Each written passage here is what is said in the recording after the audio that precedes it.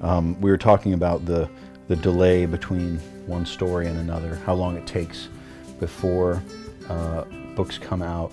Obviously for people in Europe, for readers in Europe, there's so many titles that they jump from one to another and they can put their focus on other things and all the while still be frustrated with you. So, but you were in your finance job while you were working on these books, and a couple of years into it still. I remember talking to Robert Kirkman, and he was telling me about Walking Dead and what it was like before Walking Dead became something. Because the first issue was not this runaway success. It was, nobody even knew what it was. And he was working in a furniture store. In a story? Furniture store. Furniture store, okay. Yeah, yeah. And so if he completed, he had 8 hours a day. If he completed all of his work, he could go in the back room and just write, which is what he would do. Mm-hmm. So Walking Dead came out. And first issue, okay. Second issue, everybody started discovering it. And it started to grow and grow and grow. And they started to ask him to go to conventions. And they would say, you know, hey, we want you to come here. Ah, no, I can't. I'm working on it. And he kept saying no. It was because he still worked in the furniture store. And they asked him, why are you, when they found out, why are you still working? And he said, I don't know. What if it doesn't work out? What if people stop reading it? I have to feed my family. So just in case. Mm. And this went on for a while. So it's fascinating to me when creators make the choice. Finally, I'm going to commit to this. I'm going to do this. Yeah, you know, I have friends who made the same choice, and they came. For instance, they were living, you know, in Angoulême or other French, mm-hmm. and they mm-hmm. came to Paris with not a euro, and you know, no place to live, but they were here only to draw in general, to draw comics. Mm-hmm. My choice was not so brave because you know, I had a job, and in this job, when I resigned, they told me, if later you want to come back, you are welcome. So you know, I was not that brave, and I had, you know, my wife and my family were supporting me. Yes. And so the major change was more, you know, to be in a Monday morning, you are alone in your apartment. You know, there is absolutely no noise, perfect silence. Only your fingers on, you know, on the keyboard, and then you have to find ideas if you want to, you know, to make money. And, yes. And that's very special, because when you have a work, another work, you know, like in a furniture shop or in a bank, I think that you use this jail, I would say.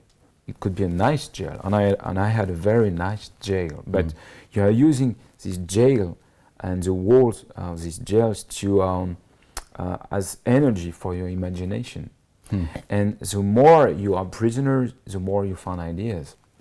And what I want to say is not that I want my former life, but that I think that when you are when you don't have a lot of time, when you know, you just have 1 hour or 2 hours, you are very efficient, and this moment is pure pleasure. And when it's your work, you have to find ideas every day. Not, you know, not only when you feel like to, not only when you know, it's fun, or when ideas are coming alone. Mm-hmm. Now, when it's your work, you have to find them every day. So I think so. It was not that brave, and I've discovered that I love my work, but it's gonna be you know, a passion has turned into passion and work. So let's talk about the mechanics. I call them mechanics. Mm-hmm. you get up, Mm. you have breakfast, whatever, with your family. When do you go to work? You know, when you are in a office, you have you know that you have to arrive at 9. You Right. have a lunch at 12. Structure. And structure, yeah, structure. And what is very difficult in this job is you don't have any structure. You do what you want, and the more difficult is you don't know exactly when. You have no one to tell you, yes, you did a good job, thank you, or please do it again. No, in fact, here nobody tells you anything. So you have no structure and no tools to know if it's good or not, except of course your feelings. So I decided very soon to create some structures. So at 9 I tried to begin to work, and every day on the same project the morning, because when you are a writer, you have the project you are working currently, Yeah. and but you also have other projects. You know that, for instance, you wrote a script last month, and then now a drawer is working on the script, but is calling you because you want to be sure if the characters is here or here. Or I don't know. He sends you some storyboard, and you would like to have your opinion about the storyboard. Well, you have many things to do, and sometimes to speak to a very nice guy like you. So you have many things to do.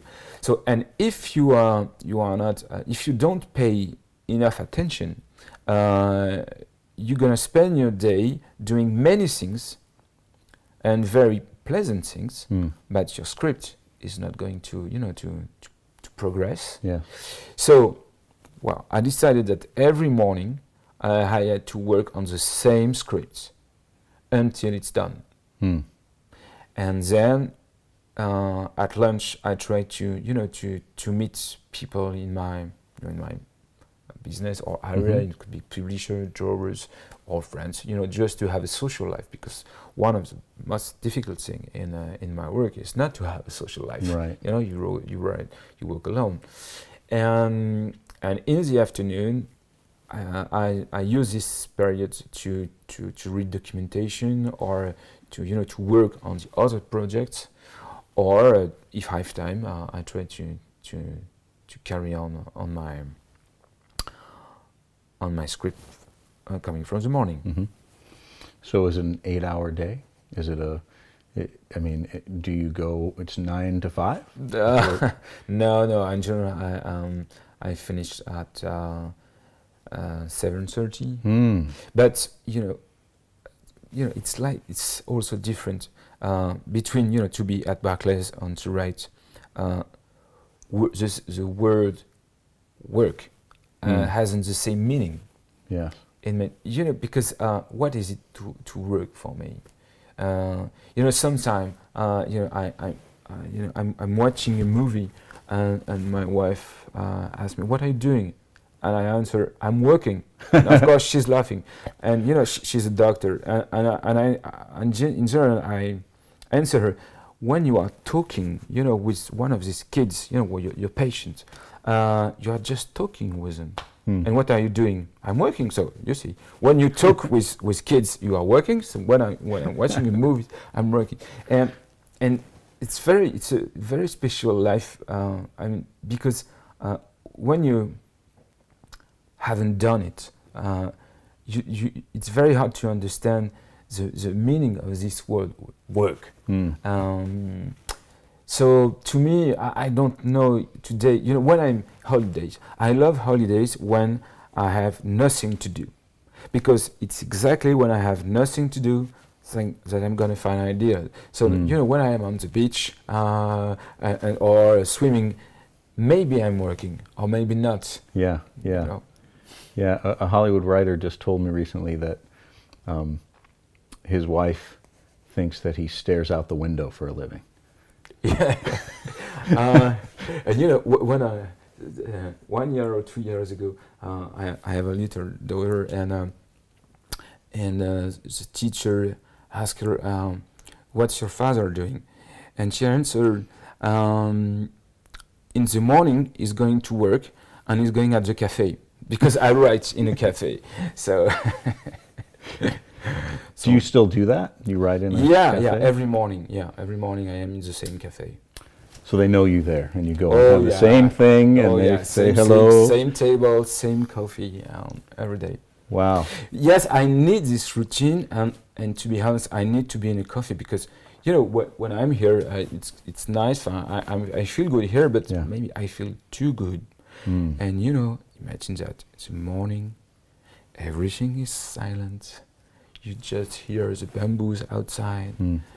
And then you have, you know, to write stories when there is a major conflict or people who are fighting, and it's not the place to. I need, you know, energy. Yes. And energy is from location where there is a noise or people or, I don't know, energy is in the air. And here it's too calm.